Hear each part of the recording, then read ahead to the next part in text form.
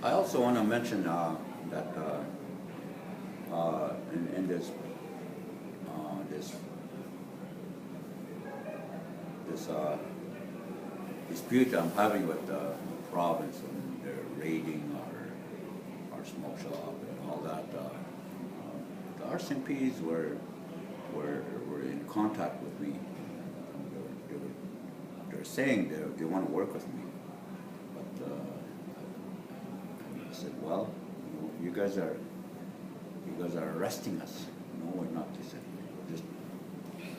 we're just in between so that nobody gets hurt. They said, yeah, but you are arresting us. They said, you're not arresting the province because you don't have the proper documentation to do this. I said, even you guys are liable. I said, but at the end of the day, I'm going to sue you guys too. You guys know that. I said, because I understand you guys are federal law officers, not provincial. Yeah, we're contracted by the province. Yeah, but the governments, that they say we're federal, so you're supposed to protect us. But you're standing on the other side and helping the province to abuse us. So that's one you guys got to remember. So there was several meetings that they called, and I went to. The last one I came to was in Winnipeg. There's a few times they came to my office, and when I came to Winnipeg, there was another officer that I haven't met. He was there. He was frustrated, and I think he was kind of rude. And just wanted to tell me off. And he said, why are you guys doing this? He said, do you really want to know? I said, yes, of course we really want to know. He said, why are you guys doing this? Okay, I said, look, how can you live off $220 a month when $220 is just supper for you and your wife? Or 220 is just breakfast for Steve Harper. While my people, every individual adult has to stretch that $230 into a month. Do you know what that causes? No. Well, to stretch that $220 into a month, you have to buy garbage food to last you. And these garbage food, now we're facing several types of diabetes, different types of cancer, lung diseases, heart, liver, kidney diseases, blood diseases. That's what it causes us. So do you expect us to just die off with that 220? Because it's your government that in 1980 wasn't the exact year, I said, but the early 80s, they capped the funding for the First Nations, I said. First, they gave them adequate funding, and then they capped it. So when you look at this cap funding, when the year they capped it, anybody that was born after that are not in that funding.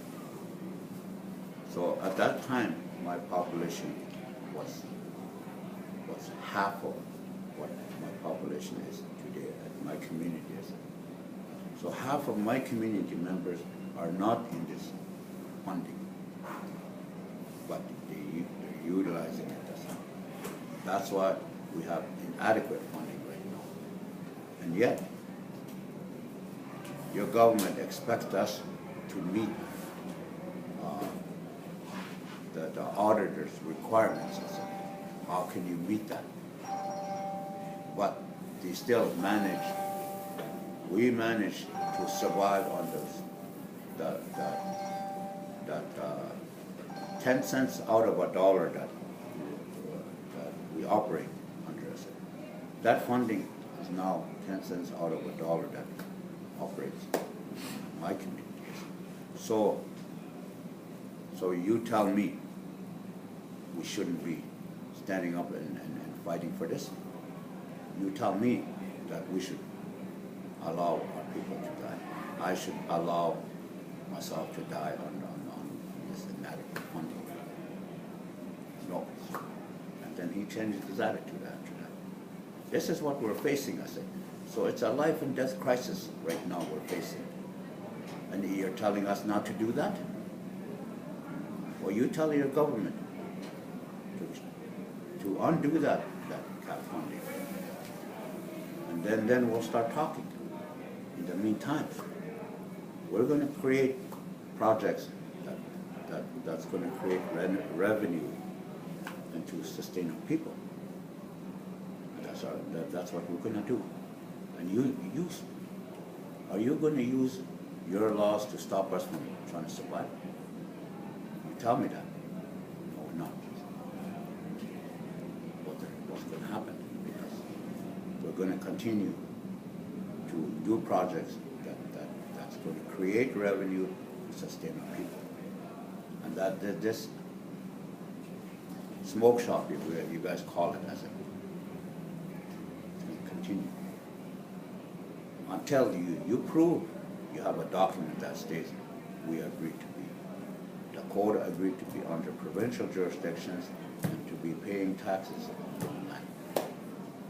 So that's what we have, that discussion is, and that relates to what Mr. Bear was talking about, Sediki Trust.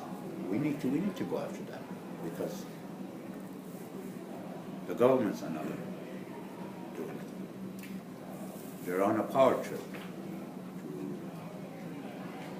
to rape the land right now and get filthy rich. What we're done. People are the land. And that's what people need to understand.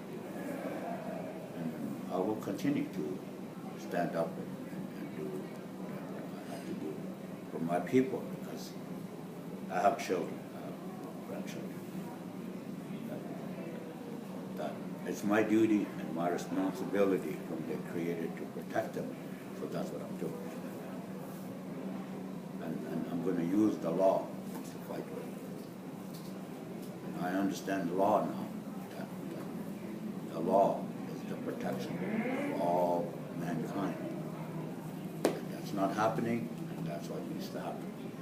So that's what I like to mention to Mr. Gordon Baird that he talked about the Sediki Trust.